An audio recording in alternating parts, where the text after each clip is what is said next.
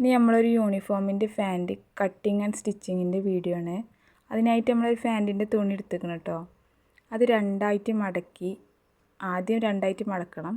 രണ്ടായിട്ട് നീളത്തിൽ ആ ലൈന് നോക്കി മടക്കണം. ആ ലൈന് നോക്കി മടക്കിയതിന് ശേഷം അത് നാലാക്കി മടക്കിയെടുക്കണം.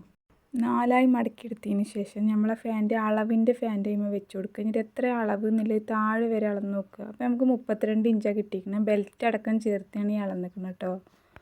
ഇനി നമ്മൾ അളന്ന ആ 32 അവിടെ മാർക്ക് ചെയ്യുക.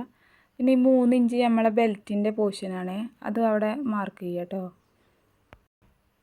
എന്നിട്ട് ആ 1.5 ഇഞ്ച് ആക്കിയിട്ട് ആ 3 ഇഞ്ച് നമ്മൾ മാർക്ക് ചെയ്യണേ. ബെൽറ്റ് വെക്കുമ്പോൾ എളുപ്പത്തിനും വേണ്ടിയാണ്. ഇനി ആ 12 ഇഞ്ച് നമ്മൾ നീളത്തിൽ അവിടെ മാർക്ക് ചെയ്തതിന് ശേഷം താഴേക്ക് ഒരു 8 ഇഞ്ച് മാർക്ക് ചെയ്യാം. അത് ആ പാൻറ്റിൻ്റെ ക്രോച്ച് ഏരിയയാണ്.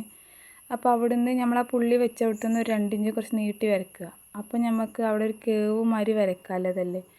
അപ്പോൾ 2 ഇഞ്ച് നീട്ടി വരച്ചതിന് ശേഷം ആ നടുവിൽ ആ പുള്ളിൻ്റെ നടുവിൻ്റെ അടുത്ത് വെച്ചുകൊണ്ട് ഒരു 1.5 ഇഞ്ച് മാർക്ക് ചെയ്യുക. അപ്പോൾ നമുക്കൊരു കേവ് മാതിരി കിട്ടും പാൻറ്റിന്. പിന്നെ അത് അവിടുന്ന് നമ്മൾ സാധാ മെഷർമെൻറ്റിന് എടുത്ത പാൻറ്റിൻ്റെ അളവ് ആ തയ്യൽ തുമ്പ് അടക്കമുള്ളത് അങ്ങനെ താഴെ വരെ നമ്മൾ മാർക്ക് ചെയ്യണം കേട്ടോ. നമ്മൾ ആ താഴെ വരെ മാർക്ക് ചെയ്തതിന് ശേഷം നമ്മൾ അളവ് ഫാൻറ്റിൽ ശരിക്കുള്ള അളവ് 6.5 ഇഞ്ചാണ് അടിയിൽ. ഈ 1.5 തയ്യൽ തുമ്പിൻ്റെ എക്സ്ട്രാ ഭാഗം വിട്ടിട്ടാണ് നമ്മൾ ആ മാർക്ക് ചെയ്യണത്. അത് ഉള്ളിൽ നമ്മൾ മാർക്ക് ചെയ്യണത് ശരിക്കുള്ള ഫാൻറ്റിൻ്റെ അളവാണ് കേട്ടോ.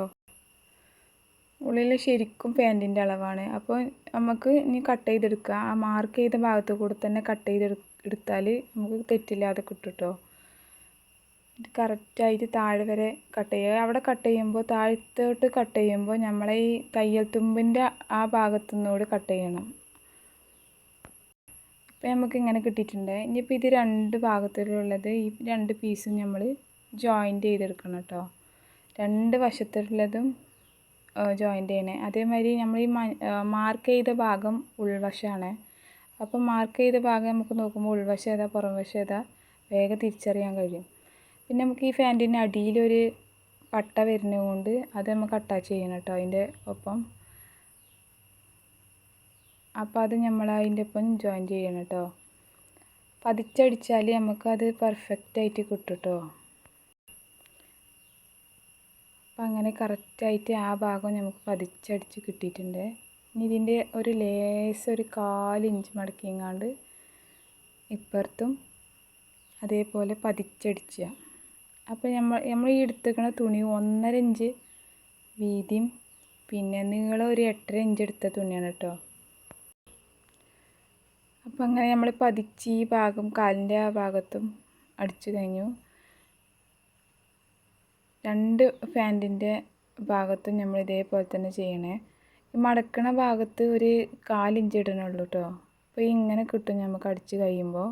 ഉൾവശം പുറം വശം നമ്മളങ്ങനെ ജോയിൻ ചെയ്ത് അറിയാത്ത വിധത്തിൽ കിട്ടും. എക്സ്ട്രാ ഉള്ള പീസൊക്കെ നമ്മൾ കട്ട് ചെയ്തു. ഇനി നമ്മൾ അളവ് മാർക്ക് ചെയ്ത ആ ഭാഗത്തുനിന്ന് കാലിൻ്റെ അതങ്ങനെ മേലെ വരെ മാർക്ക് ചെയ്ത ഭാഗത്തോടെ തന്നെ അടിച്ച് എടുക്കണം കേട്ടോ. അവിടെ എത്തുമ്പോൾ നമ്മളൊരു 2 സ്റ്റിച്ച് ഇട്ടുങ്ങാണ്ട് എടുത്താൽ അവിടെ കുറച്ചും കൂടി ടൈറ്റായി നിൽക്കും കരുതിയിട്ടാണ് 2 സ്റ്റിച്ച് ഇട്ടത്. പിന്നെ താഴെ വരെ ഇങ്ങനെ ഫാൻറ്റ് ഇപ്പുറത്തെ ഭാഗം വെക്കുമ്പോൾ നമുക്ക് 2 സൈഡും ഒരേ അളവായിട്ട് എടുക്കാൻ കഴിയും. ഇപ്പോൾ ഇങ്ങനെ താഴത്തെ ഭാഗം ഇങ്ങനെ കിട്ടിയിരിക്കണം. എക്സ്ട്രാ വന്ന നൂലൊക്കെ കട്ട് ചെയ്ത് കഴിഞ്ഞു. ഇനി നമുക്കിതിന് എലാസ്റ്റിക് ഫിറ്റ് ചെയ്യാനുള്ളൂ കേട്ടോ. ഇനി നമ്മൾ ഈ എലാസ്റ്റിക്കിൻ്റെ ഇത് ഫിറ്റ് ചെയ്യുമ്പോൾ ഒരു 1 ഇഞ്ച് വീതിയുള്ള എലാസ്റ്റിക്കാണ് ഞാൻ എടുത്തിരിക്കുന്നത്. അപ്പോൾ നമ്മൾ അരവണ്ണം എടുത്തുങ്ങാണ്ട് അതിൻ്റെ ഒരു 4 ഇഞ്ച് കുറച്ചാൽ തന്നെ നമുക്ക് എലാസ്റ്റിക് കറക്റ്റായി കിട്ടും കേട്ടോ.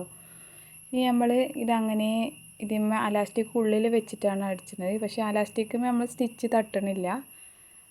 അങ്ങനെ വെച്ച് നമ്മൾ ചെയ്യുമ്പോൾ നമുക്ക് എന്താ പറയുക എലാസ്റ്റിക്കിൻ്റെ കറക്റ്റിലുള്ള ഒരു ഇത് കിട്ടും കേട്ടോ. അപ്പോൾ നമ്മൾ ആ റൗണ്ട് ഇനി നമ്മൾ എലാസ്റ്റിക് അതിൻ്റെ ഉള്ളിൽ വെച്ചുകൊണ്ട് അങ്ങനെ അടിച്ചു പോകും. എലാസ്റ്റിക്കുമ്പോൾ ഒരിക്കലും നമ്മൾ ആ സ്റ്റിച്ച് വീഴരുത് കേട്ടോ. വീണ് കഴിഞ്ഞാൽ നമുക്കത് എലാസ്റ്റിക് എടുക്കാനും ബുദ്ധിമുട്ടാണ്. പിന്നെ തുന്നി കഴിച്ചേണ്ടി വരും. അതുകൊണ്ട് എലാസ്റ്റിക് ഇങ്ങനെ വെച്ച് നമ്മൾ ആ അറ്റം വരെ നമ്മൾ എടുക്കുക. എന്നിട്ട് എലാസ്റ്റിക് മെല്ലെ റിമൂവ് ചെയ്യുക അവിടുന്ന്. അപ്പോൾ നമുക്ക് ഇങ്ങനെ കിട്ടും, നല്ല കറക്റ്റായിട്ട് കിട്ടും. ഇനി നമ്മൾ ആ എലാസ്റ്റിക് ആ പിന്നിട്ട് ഇട്ടുകൊണ്ട് നമ്മൾ ഉള്ളിലേക്ക് എലാസ്റ്റിക് ആ ഗ്യാപ്പില്ല അതിൽ കൂടെ ഇടണേ. ഇനി നമ്മൾ ഇതിൻ്റെ ഉള്ളിലേക്ക് എലാസ്റ്റിക് ഇട്ട് കഴിഞ്ഞിട്ടോ. അപ്പോൾ അങ്ങനെ പിന്നെ പുറത്തെടുത്ത് നമ്മൾ രണ്ട് സൈഡും ആ പിന്നിട്ട് ഇതാക്കുമ്പോൾ നമുക്ക് കറക്റ്റായിട്ട് കിട്ടും. ആ ലാസ്റ്റിക്ക് നമ്മൾ സ്റ്റിച്ച് ചെയ്തെടുക്കുകയാണ്. അപ്പോൾ നല്ല പതിച്ച് സ്റ്റിച്ച് ചെയ്താൽ പൊട്ടിപ്പോരില്ല. ഇലാസ്റ്റിക് സ്റ്റിച്ച് ചെയ്തതിന് ശേഷം നമ്മളിങ്ങനെ വലിച്ച് നോക്കുക. വലിച്ച് നോക്കിയതിന് ശേഷം കറക്റ്റായി എന്നറിഞ്ഞാൽ ആ സെൻറ്ററിൽ കൂടെ ഒരു സ്റ്റിച്ച് ഇട്ട് കൊടുക്കുക. ആ ഇലാസ്റ്റിക് കൈമന്ന് വിട്ട് പോരാതെ നിൽക്കാനും കറക്റ്റായി നിൽക്കും നമ്മളങ്ങനെ സെൻറ്ററിൽ കൂടെ ഒരു സ്റ്റിച്ച് ഇട്ട് കൊടുത്താൽ. അപ്പോൾ നമ്മൾ ഇലാസ്റ്റിക്കിൻ്റെ സ്റ്റിച്ചൊക്കെ കഴിഞ്ഞപ്പോൾ നമ്മളെ ഫാൻറ്റ് റെഡി ആയിക്കണേ. വളരെ എളുപ്പത്തിൽ ആർക്കും തയ്ക്കാൻ പറ്റുന്ന ഫാൻറ്റാണ് കേട്ടോ.